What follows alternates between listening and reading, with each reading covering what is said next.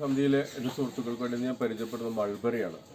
നമുക്ക് വാട്സപ്പിലും മറ്റേലുമൊക്കെ ഇതിങ്ങനെ അങ്ങോട്ടും ഇങ്ങോട്ട് ചാറ്റ് ചെയ്യാൻ വലിയ ചിലവൊന്നുമില്ല. പക്ഷെ നമ്മളിത് കർമ്മത്തിൽ കൊണ്ടുവരാമെന്ന ഔഷധ സമിതിയുടെ ഒരു കാഴ്ചപ്പാട്. ബഹുമാനപ്പെട്ട കുറേ വിദ്യാഭ്യാസ ഡെപ്യൂട്ടി ഡയറക്ടർമാർ നമ്മളുടെ ഗ്രൂപ്പിലുണ്ട്. അത് പ്രകാരം തന്നെ കുറേ നല്ല അധ്യാപകരുണ്ട്. അവർ മുഖാന്തരം നമുക്കിത് കുട്ടികളിലേക്ക് ഇറക്കാൻ പറ്റിയിട്ടുണ്ട് എന്നുള്ളൊരു സന്തോഷ വാർത്ത എനിക്ക് പറയാനുള്ളത്. നമ്മളധികം ചെയ്യുന്ന വീഡിയോ ഞാൻ ചെയ്യുന്ന വീഡിയോ ഒക്കെ എൻ്റെ അടുത്ത് നിൽക്കുന്നതാണ്. അതേപോലെ നമ്മളെ വിദ്യാർത്ഥികളിലും തന്നെ നിൽക്കുന്ന വീഡിയോ ചെയ്യാനുള്ള അവരെ പ്രാപ്തരാക്കുക എന്നുള്ളതാണ്. അപ്പോൾ ഞാൻ ഈ മൾബറി, ഇത് വളരെ സിമ്പിളായിട്ടുള്ളൊരു മരമാണ് മൾബറി. ഇതിനെക്കുറിച്ചാണ് പറയുന്നത്.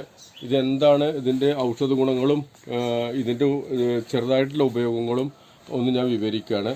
ഇത് എന്താണെന്ന് വെച്ചാൽ ഈ പട്ടുനൂൽപ്പുഴു വളർത്തലിൻ്റെ ഒരു കേന്ദ്രമായിട്ടാണ് ഈ സംഭവം ഉള്ളത്. ഇല, തൊലി, പഴം ഔഷധമാണ്. ചൈനയിൽ നിന്നാണ് ഈ പഴം ഇങ്ങോട്ട് കുടിയേറിയതെന്നാണ് കേൾക്കുന്നത്. പ്രമേഹത്തിന് നല്ലതാണ്. വൈറ്റമിൻ സി അടങ്ങിയ പഴമാണ്. പിന്നെ ഈ ചീത്ത കൊളസ്ട്രോളിനെ ഒഴിവാക്കാൻ ഇതിന് കഴിയും. പിന്നെ ഇത് വളരെ സിമ്പിളായിട്ട് നമുക്ക് കൊമ്പ് കുത്തി ഉണ്ടാവുന്നതാണ്. ഒരുപാട് ഭാഗത്ത് ഇപ്പോൾ നമുക്ക് കൊമ്പ് കുത്തിയിട്ട് ഇത് ഉണ്ടാക്കാൻ പറ്റിയിട്ടുണ്ട്.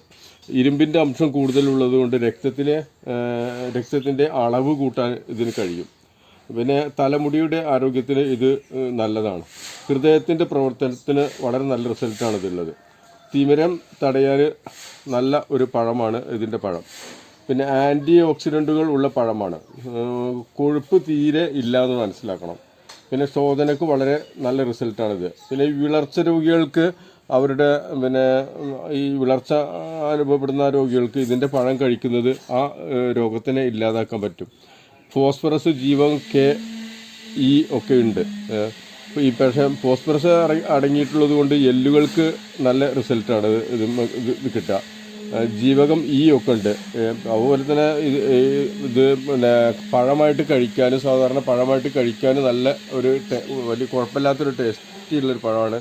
പിന്നെ ഒരു ചെറിയ പുളിപ്പോട് കൂടി, പക്ഷേ ഇത് പച്ചപ്പഴമാണ് എൻ്റെ അടുത്തുള്ളത്.